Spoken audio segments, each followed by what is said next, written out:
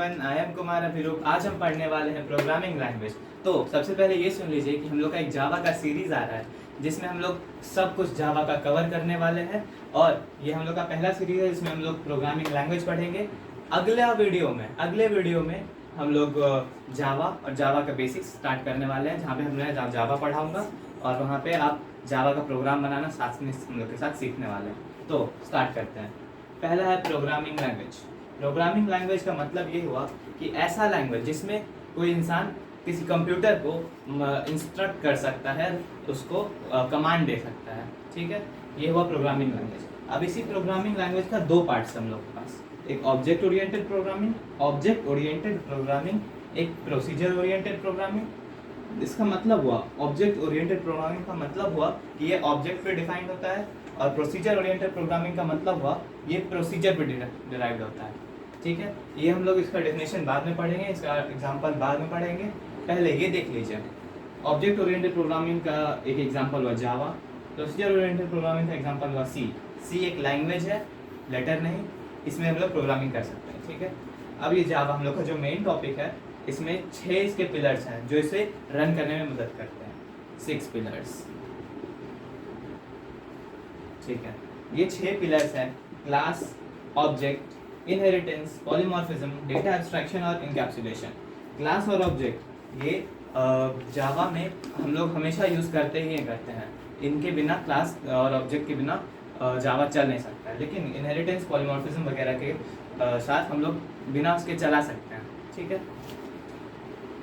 तो पहले देखते हैं क्लास और ऑब्जेक्ट। क्लास और ऑब्जेक्ट हम लोग का जावा प्रोग्राम में काम आता है।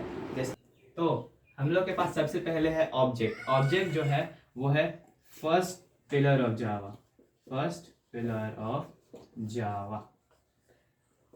ऑब्जेक्ट होता है एक प्रोग्राम का एक एंटिटी का मतलब हो गया उसका एक यूनिट, एक बेसिक यूनिट हो गया प्रोग्राम का। वही यहाँ पे भी लिखा है, basic unit of a program, जिसपे एक प्रोग्राम रन करता है।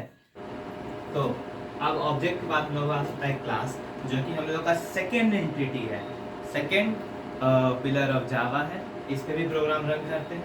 जैसे कि देखो, क्लास जो होता है कलेक्शन ऑफ ऑब्जेक्ट्स, क्लास एक कलेक्शन ऑफ ऑब्जेक्ट्स है, बहुत सारे ऑब्जेक्ट्स मिलकर एक क्लास बनाता है। Not a real world entity का मतलब हो गया क्लास का नाम आप कुछ भी रख सकते हैं, हाथी, घोड़ा, बैल, बकरी, कुछ भी जो आपका मन करे। ठीक है, मतलब ये रियल वर्ल्ड एंटिटी नहीं है, आप कुछ भी कर सकते हैं।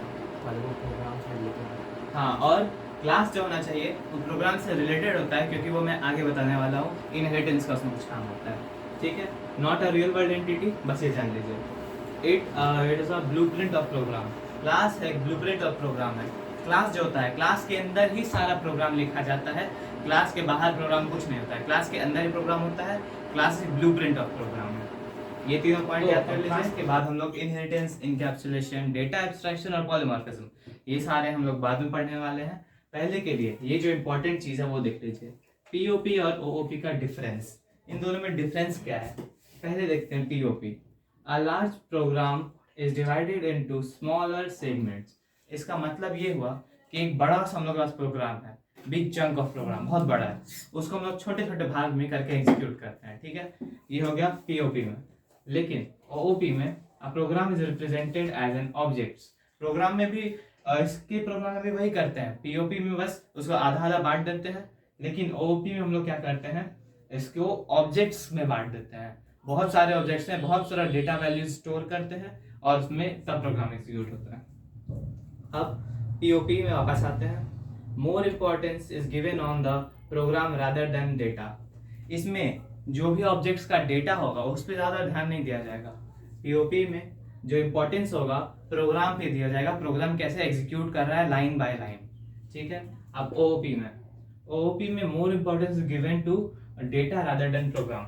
इसमें जो इम्पोर्टेंस दिया जाएगा वो जो होगा ऑब्जेक्ट का जो डेटा स्टोर होगा उसमें ज्यादा इम्पोर्टेंस दिया जाएगा, ना कि प्रोग्राम में। ठीक है, फिर इसके बाद it follows top to down approach. POP top to down approach, OOP down to up approach. इसका मतलब आप POP top to down approach, top to down, and OOP down to top approach. इसका मतलब हुआ पीओपी का जो programme होगा पहले ऊपर एग्जीक्यूट होगा, नीचे एग्जीक्यूट होगा, उसके नीचे, उसके नीचे, उसके नीचे, एक्सेट्रा। ठीक है। और ओओपी का जो प्रोग्राम होगा डाउन टू अप अप्रोच होगा, इसका जस्ट उल्टा। इसकी वजह से ओओपी ज्यादा बेटर चलता है। ठीक है, क्योंकि वो प्रॉब्लम्स जो आने वाले हैं पहले ही वो नीचे से ही डिटेक्ट करके उसको डीबग कर देता है। ठीक है। तो अब हम लोग के पास एडवांटेज ऑफ ओओपी, हम लोग ने डिफरेंस देख लिया ओओपी और पीओपी का। अब हम लोग जावा पढ़ रहे हैं, तो जावा में हम लोग ओओपी का यूज़ करते हैं, तो ओओपी का हम लोग इसलिए एडवांटेज जानना पड़ेगा। तो जावा में ओओपी का एडवांटेज क्या है? Reuse of code.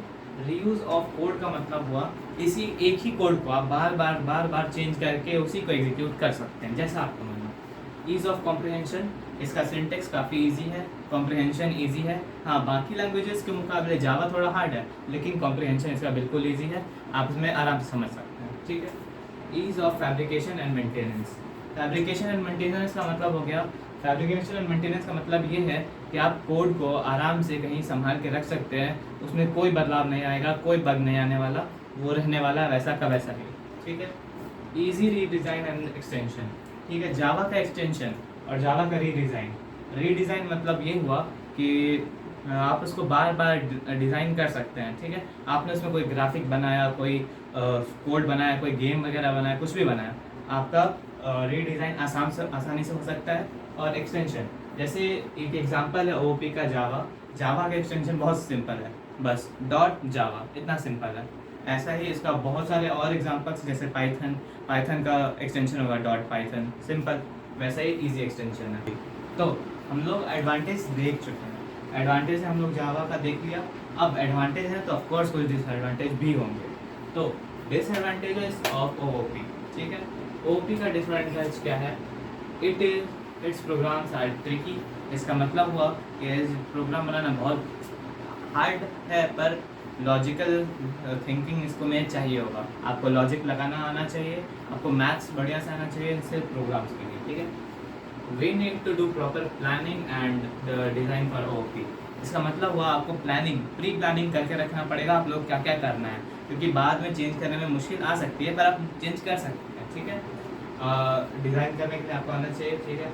We need to have proper skill such as design, programming and logical skills. ठीक है, इसका मतलब ये हुआ कि आपको पहले से आपको कुछ स्किल्स आनी चाहिए, मतलब आपको क्या कह सकते हैं, मैथ्स में आपको थोड़ा अच्छा होना चाहिए, आपको स्किल्स जैसे कि डिज़ाइनिंग का स्किल आना चाहिए। ठीक है, आपको लॉजिकल थिंकिंग आना चाहिए, आपको लॉजिक लगाना आना चाहिए। ठीक है, और आपको लॉजिक का स्किल्स चाहिए वगैरह। ठीक है, तो लॉजिक स्किल्स मैं कैसे बोल सकता हूँ, जैसे मैथ्स में आप वर्ड प्रॉब्लम सॉल्व करते होंगे, उसमें आप दिमाग लगाते होंगे कि ऐसा है तो वैसा होता होगा, तो वैसा ही आपको लॉजिक स्किल्स लगाना आना चाहिए और प्री प्लानिंग करके रखना होगा कि आप क्या क्या करना है फ्यूचर के प्रोग्राम्स में। ठीक है। तो हाँ दोस्तों, हम लोग का वीडियो एंड पे आ चुके हैं। तो मैं ये बताना चाहता हूँ कि ये सारे जो मैंने अभी लिखा है नोट्स वगैरह, वो सब आपको नोट्स आपको PDF के फॉर्म में मिल जाएगा। आप चाहें तो सबको याद करके एग्ज़ाम में लिख सकते हैं। अच्छा, ठीक है, वो नोट्स आपको डिस्क्रिप्शन में लिंक मिल जाएगा, वहाँ से जाकर एक्सेस कर सकते हैं। और हाँ, like, comment, subscribe math classes को ज़रूर करें। Bye bye.